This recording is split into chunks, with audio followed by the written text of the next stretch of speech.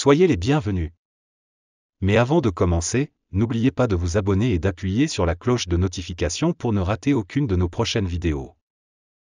La raison la plus imminente, la raison la plus motivante, c'est le délai qui court désormais sur 6 mois pour le départ des Français.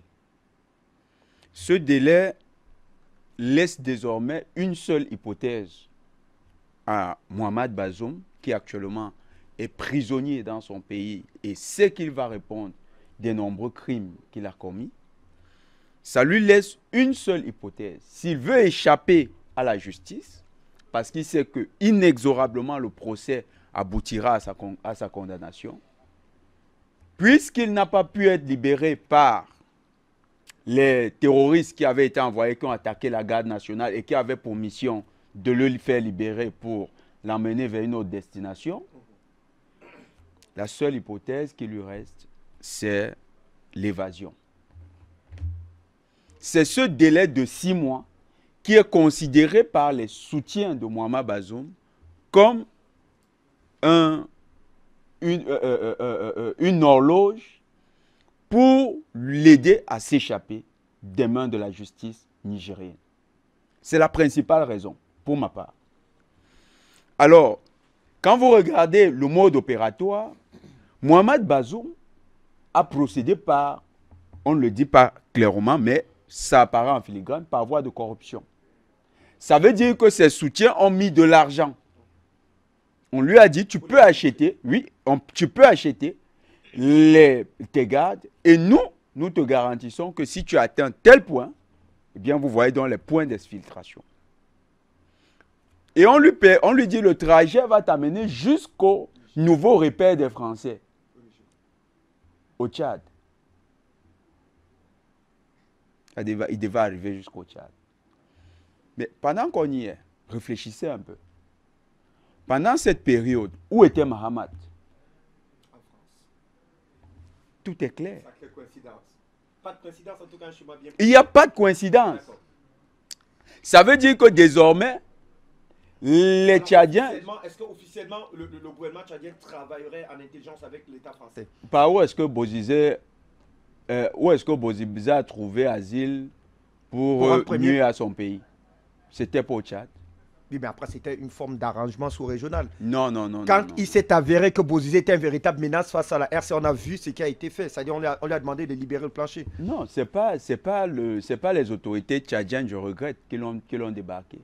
Bozizé a été enlevé à 23 h. Il a été enlevé par les éléments du FBI. Pourquoi? Parce que les États-Unis voulaient à tout prix convaincre le président Touadéra d'arrêter de coopérer avec les Russes. Et le président Touadéra leur a dit, je veux des garanties. Qu'est-ce que vous me garantissez? Il dit, nous allons d'abord te montrer que nous sommes de bonne foi. On enlève Bozizé. Bozizé sortait de son bain. On nous a raconté la scène, président. Je crois que vous étiez avec les personnalités en question. Il sortait de son bain. On l'a enlevé avec son employé, son domestique. C'est les éléments du FBI. Lui-même ne savait pas vers quelle destination. Il avait peur de revenir sur Bangui. Ils l'ont amené à Bissau. Donc, vous n'allez pas dire que ça a été pris. Ce n'est pas une décision des autorités tchadiennes. Il se passe qu'au Tchad, les forces françaises ont fait de cette zone une plaque tournante de déstabilisation. Et Mohamed Bazoum, je ne crois pas que Mohamed Bazoum avait comme itinéraire final Paris. Quand vous regardez Djotodia, Maître Djotodia, vous nous avez toujours raconté l'histoire de Djotodia. Un quincailler de N'Djamena qui a menacé son pays, qui en est finalement devenu le président, même si c'est de manière éphémère. Il a été président. Donc, Bazoum, il fallait l'exfiltrer jusqu'au Tchad et regardez les liens. Le convoi français, on nous dit qu'il passe comment? Quel est son itinéraire? Il passe par le Tchad. La dernière rébellion, parce que ça c'est des informations qui sont venues même du camp des rebelles, ils nous ont informés sur comment ça s'est passé. C'est les Français qui ont armé le FACT. Et ils disent que le FACT avait une seule mission, il fallait éliminer le président Idriss Déby Itno. La contre-offensive qu'on nous a donnée, qu'on nous a vantée après, qui aurait repoussé les rebelles jusqu'au Kanem, ce n'est pas ça qui a déterminé la fin du FAC. Ou du moins la mise en berne du FAC. C'est la mort, ils ont atteint leur objectif. Puisqu'on n'en parle pas jusqu'aujourd'hui. Ils ont fait un communiqué à propos, il a raison. Et ce n'est pas eux qui ont tué le... Il dit c'est pas eux qui ont tué le meilleur sniper français qui était dans la zone. C'est lui qui s'est occupé du président Idriss Déby Itno. Donc, vous avez ces éléments. Et où est-ce que le FACT s'est vaporisé? Dans le Kanem. Le Kanem est la frontière entre le Tchad et le Niger. Et les soldats français vous disent que leur parcours, ça sera comment? La France, je dis toujours, la France n'a pas un problème pour transporter son matériel. Ils peuvent louer les avions aux États-Unis. Ce trajet qu'ils ont déterminé, qui passe par le Kanem, vise à réactiver le FACT. Ouais. Mais cette fois-là, le FACT, vous savez qu'il y a une rébellion qui a été brandie contre le nouveau pouvoir. Lequel? Il y a une rébellion qui est née en Libye, qui menace d'attaquer le pouvoir de Tiani. Mais les Français vous disent qu'ils passent par le Kanem. Ça veut dire qu'ils vont armer ces gens. Ils vont laisser des instructeurs là-bas. Et ces instructeurs, leur travail sera de réorienter, de coordonner l'action des rebelles. Et quand vous liez ça avec la tentative d'exfiltration de Bazoum vers le Tchad, ça veut dire que Bazoum devait être conforté exactement comme on a fait avec le maréchal Haftar à une certaine époque, au niveau de N'Djamena, pour revenir sur Niamey. Bazoum est en étroite collaboration avec les Français. Pour nous, c'est un message qui doit être clair pour les autorités de Niamey. Il faut couper Bazoum pendant un certain temps.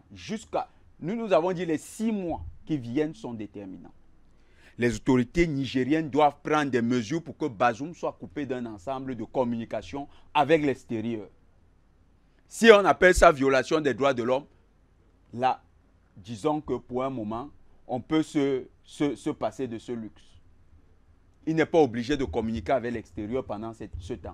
Jusqu'à ce que l'ensemble des forces françaises soient exfiltrées. Qu'elles doivent déménager de Niamey officiellement.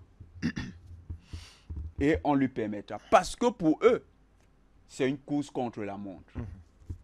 Il faut que Bazoum, pendant ces 6 mois, soit remis en contact avec des forces de déstabilisation. Voilà l'enjeu. Bazoum sait qu'il a commis des crimes. Il ne veut pas faire face à la justice. Mais bien plus, il compte sur les puissances étrangères pour être restauré dans la fonction de larbin au Niger. C'est ça, la grande cause. Le reste, si on pense que Bazoum voulait simplement fuir, non, c'est pas, moi je ne pense pas que c'est une fuite gratuite. La France nourrit un plan. La France sait d'autant plus que Bazoum est d'autant plus nécessaire dans sa stratégie que quand vous regardez le landerneau politique nigérien, vous voyez qu'il y a encore beaucoup de gens sensibles à la collaboration avec Paris. Paris a dû chercher parmi les hommes politiques, vous savez qu'ils ont d'abord mis 300 milliards de francs CFA à Niamey. C'était de l'argent qui était destiné à financer les formations politiques et même les formations de la société civile qui devaient satisfaire les besoins de Paris, c'est-à-dire dénoncer ce qu'ils appellent les nouvelles autorités de transition. Quand les hommes politiques actuels ont refusé cette enveloppe, Paris s'est retourné pour regarder. Il n'y a qu'un seul homme qui est prêt à tout faire. C'est un homme qui n'a pas de personnalité. Je vous donne son profil. Bazoum a commencé comme rebelle en Libye. Il s'est retrouvé comme rebelle au Mali.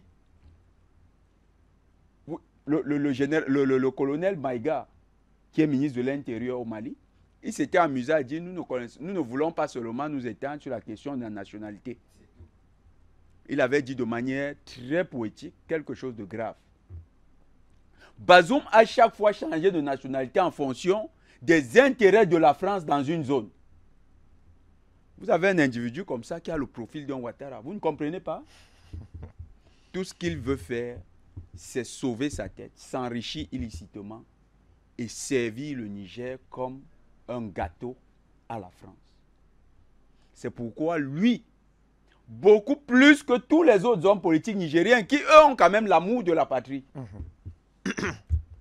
est considéré comme le meilleur cheval de bataille par les autorités françaises, qui actuellement sont en train de manœuvrer. Pour moi, les 6 prochains mois sont décisifs.